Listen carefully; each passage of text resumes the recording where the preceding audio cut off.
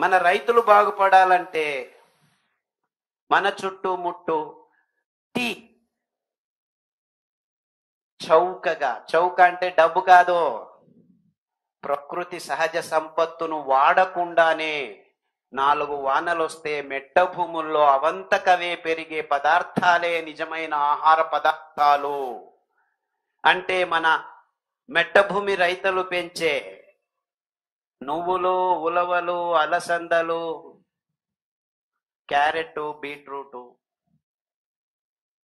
దొండకాయలు, సొరకాయలు, దోసకాయలు, బూడిద గుమ్మడికాయలు, ఇలాంటి పదార్థాలే నిజమైన ఆహార పదార్థాలు. ఎందుకంటే హృదయ రోగాల్ని అరికెలు, సామెలు మూల ఆహారంగా దోసకాయ, సొరకాయ, బూడిద గుమ్మడికాయ జ్యూసుల్ని తాపిస్తూ పారిజాతం ఆకు, రావి ఆకు, గరికె ఆకు కషాయాల్ని తాగిస్తే 95% హార్ట్ బ్లాక్ అయింది. ఆల్రెడీ 2 స్టంటులు వేశారు, ఇంకా 3వ స్టంట్ వేయలేము, ఓపెన్ హార్టర్ సజ్జేస్తాము, తర్వాత కూడా నీవు బతుకుతావో లేదో మా క్రాస్ ద ఫింగర్స్ అని చెప్తే అప్పుడు ఇంకా దిక్కు తెలియక వీడేమిటో బాగుపడతానో లేదా అంటున్నాడని చివరికి ఎవడో ఖాదర్ ఇలా చెప్పాడని ఆ జ్యూసులు, ఆ కషాయాలు అది తింటే 9 వారాల్లో ఇతను కూర్చొని లేచేదానికి వీలు కాకుండా వాడు బుడబుడ అని 6 కిలోమీటర్లు నడవడం మొదలు పెడితే డాక్టర్ చూసి ఇదేమిటి, ఎక్కడ పోయింది నీ హార్ట్ బ్లాక్ అని అడిగితే జ్యూసులు తాగాము, కషాయాలు తాగాము, ఇలా బాగవుతుంది. కషాయాలతో రోగాలు బాగవుతాయా? కషాయాలు తాగితే ఇలా బాగవుతుంది, అది ఎలా బాగవుతుంది? మేము నమ్మము. నువ్వు నమ్మొద్దు బాబు, కషాయాలు తాగు, హార్ట్ బ్లాక్ ఉంటే కరిగిపోతుంది, తర్వాత నమ్ముదులే. ఇలా ఒక్కరు కాదు, ఇద్దరు కాదు, వందల వేల మంది బాగు చేసుకుంటున్నారు. ఎందుకంటే ఈ కషాయాలు ఇప్పటికీ రోడ్ల మీద అక్కడ పెరుగుతూ ఉన్నాయి. ఎవడు 1 నయా పైసా ఖర్చు పెట్టాల్సిన పని. అరికెలు, సామెలు, కొర్రలు, అండు కొర్రలు 4 వానలు వస్తే అవంతకవే పెరుగుతాయి. ఎవ్వరు ఏమి కష్టాలు పడాల్సిన పని లేదు. పైన మెల్లగా అలా భూమిని దున్నేస్తే చిన్న నాగలితో అర్ధించి 1 ఇంచి నాగలితో మన ఎద్దులను వాడి భూమి ఎవరు దున్నుతారో? మా దగ్గర పెద్ద పెద్ద ట్రాక్టర్లు ఉన్నాయే, స్కీముల్లో సబ్సిడీలు ఇస్తున్నారు, గవర్నమెంట్ పాలసీలు చేశారు. ఎందుకంటే వాళ్ళు ట్రాక్టర్లు రెడీ చేసి పెట్టుకున్నారు, సూట్ కేసులు ఇచ్చారు. ఇక్కడ అందరి మీద ఈ ట్రాక్టర్లను తోలి ఎద్దులతో ఎందుకరా మీరు దున్నుతారో, డీజిల్ వాడండి అని చెప్పి ట్రాక్టర్లకు సబ్సిడీలు ఇచ్చి మీ దగ్గర నుంచి డబ్బులు వెనక్కి తీసుకుంటూ ఉంటే దిక్కు తోచక రైతు ఆత్మహత్యలు చేసుకుంటున్నాడు. అదే మీరు ఆ ఎద్దును 4 గడ్డి మాచలు అంటే ఆ కొర్రలు, అండుకొర్రలు పెంచిన తర్వాత ధాన్యం మీరు తీసుకోండి, ఆ గడ్డి ఆ ఎద్దుకు వేయండి, అద్భుతంగా తిని మళ్ళా రుజనానికి రెడీ అవుతుంది. ఆ ఎద్దుల్ని దున్నడం తర్వాత పెంచిన వేరుశెనగలు, నువ్వులు, వెర్రి నువ్వుల్ని మీరు గానుగల్లో తిప్పేదానికి ఆ ఎద్దుల్ని రోజుకు 2 గంటలు వాడితే అవి బతుకుతాయి. మనకు అద్భుతమైన వెర్రి నువ్వుల నూనె. వెర్రి నువ్వులు అంటే ఏమిటి అని మీరు అనుకుంటున్నారా? వెర్రి నువ్వుల నూనె తాగితే వెర్రిగా ఆడే మీ వెర్రితనము 6 నెలల్లో మాయమవుతుంది అని నేను ప్రాయోగికంగా చాలా మంది పిచ్చి వాళ్లకు, వెర్రి పట్టిన వాళ్లకు నూనె తాగించి కత్తి చాకు తీసుకొని అమ్మా నాన్నను పొడిచేదానికి వెళ్ళిన సోకాల్డ్ మానసిక వికారాలున్న రోగులకి బాగు చేస్తుంటే, అవునా ఇంత తొందరగా బాగుదా? వెర్రి నువ్వులన పేరే వెర్రి నువ్వులు రా, వెర్రి వెళ్ళేదో వెళ్ళిపోతుందని చెప్పారు, దానికే పెద్దవాళ్ళు పెట్టారు. వెర్రి నువ్వులు అంటే ఎలా ఉంటాయి అని అందరూ అడగటం మొదలు పెట్టారు. ఎందుకంటే మీకు అందరికి పిచ్చి పట్టింది కాబట్టి.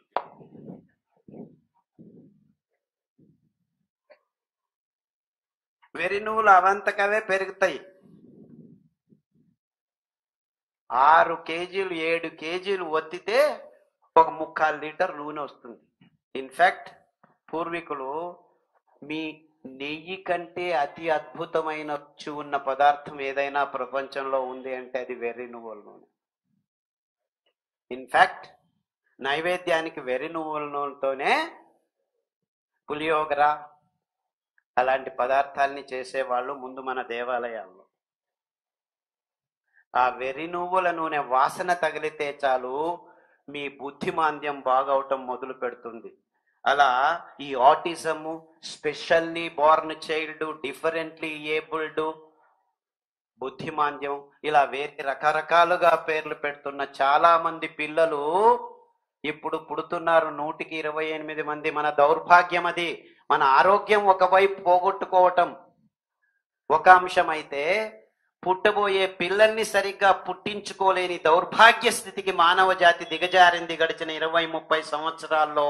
అది మీరు తింటున్న ఆహార పదార్థాలే ముఖ్య కారణమని ఏ డాక్టరు చెప్పకపోవటం వల్ల.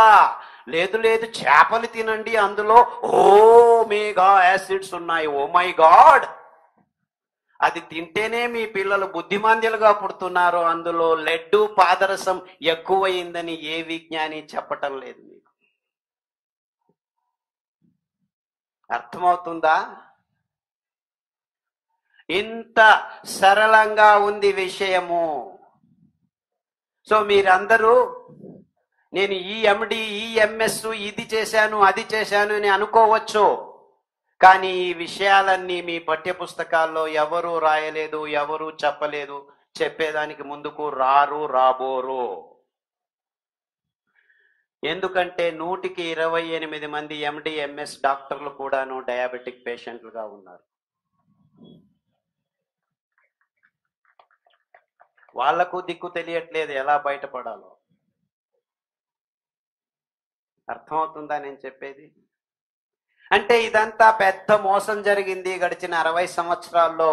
We have all been taken for a ride all over the world. Industrial food culture వచ్చేసింది. అంటే ఆహారాన్ని కేంద్రీకృత వ్యవస్థలో తయారు చేసి అందరికీ సరఫరా చేసే ఒక పెద్ద విధానాన్ని గడిచిన 50 సంవత్సరాల్లో వ్యవస్థితంగా మన మీద రుద్దబడింది. దాని నుంచి బయటపడితేనే మీ ఆరోగ్యం బాగుపడుతుంది, మన రైతులు బాగుపడతారు, మన పల్లెలు బాగుపడతాయి, మన పర్యావరణం బాగుపడుతుంది. ఇదంతా ఒక్క విషయమే, విడివిడిగా లేదు. ఎద్దులు బాగుపడటం, మన రైతులు బాగుపడటం, మన ఆరోగ్యం బాగుపడటం, మన పల్లెలు బాగుపడటం. మన పల్లెలు ఆర్థికంగా నిలదొక్కుకోవాలంటే ఆ మెట్టభూమి రైతులు ఉన్న పల్లెలు పండిస్తున్న పదార్థాలకి గౌరవంతో, భక్తితో కొద్దిగా డబ్బిస్తే వాళ్ళు బతుకుతారు. లేదు మేము అనుదానాలు ఇస్తుంటాము, ఏం చేస్తారు? వాళ్ళందరూ సిటీలకు వచ్చి గేట్ల ముందా కాపర్లు గాను, చిన్న చిన్న పనులు చేసుకునే లేబరర్స్ గాను మారిపోతే మనం దిక్కు తెలియక, సిటీల్లో ఎలా బతకాలో తెలియక ఈ ట్రాఫిక్ లో వద్దాడుకొని పుడుకో అని చెప్తున్నాం. అక్కడి నుంచి ఇక్కడికి వచ్చేదానికి 3 గంటలు. 60 కిలోమీటర్లే. ఇన్నోవా కారు, పెద్ద పెద్ద రోడ్లు, 8 లైన్లు, అయినా 3 గంటలు. అంటే 20 కిలోమీటర్ల కంటే గంటకు దూరం రాలేకపోయాను నేను. ముందు మా ఆవ దగ్గరికి పోతుంది 30 కిలోమీటర్లు, ఎడ్ల బండిలో ఎక్కితే గంటలో వెళ్ళిపోయేవాళ్ళం. ఎడ్ల బండి మేళ, ఇన్నోవా మేళ. అంటే ఇన్నోవా, ఎడ్ల బండి కాదు ఇక్కడ. అందరము ఒకే చోట గుమిగూడడం వల్ల ఈ రోగం తయారైంది, ట్రాఫిక్ అనే రోగం. ఎవడికి వాడు దూరంగా ఉంటే ఈ ఇబ్బందులు ఉండవు. అంటే ఈ నగర జీవనం నిజమైన ఆధునిక పెద్ద రోగం. This is the problem. We are not understanding that we are the reason. మనమే. వ్యవస్థ గబ్బు లేపింది మనల్ని. గబ్బు లేచింది ఎవరు? మనం. జూంకా వస్తుంది, నీఫా వచ్చింది, గబిలాల్ని చంపండి అంటున్నాడు. డెంగ్యూ వచ్చింది, దోమల్ని చంపు అంటున్నాడు. పంది రోగం వచ్చింది, పందుల్ని చంపు అంటున్నాడు. రోగం ఎవడికయ్యా వచ్చింది? రోగం ఎవడికి వచ్చింది? నీకో. నువ్వు ఏమి చేయలేకపోతున్నావు, నీకు వస్తుంది రోగం. సో నిన్ను చంపేద్దామా? And this is the solution the modern world is giving you. ఏమంటే చంపేస్తున్నారు. డెంగ్యూ వస్తే చనిపోతున్నారు 195 మంది. Because we have no answer. ఇలాంటి వాటినన్నిటినీ సమగ్రంగా ఆలోచిస్తే మీకు సమాధానాలు, పరిష్కారాలు చాలా సరళంగా ప్రకృతి వైపు చూసినప్పుడు మాత్రమే దొరుకుతాయి.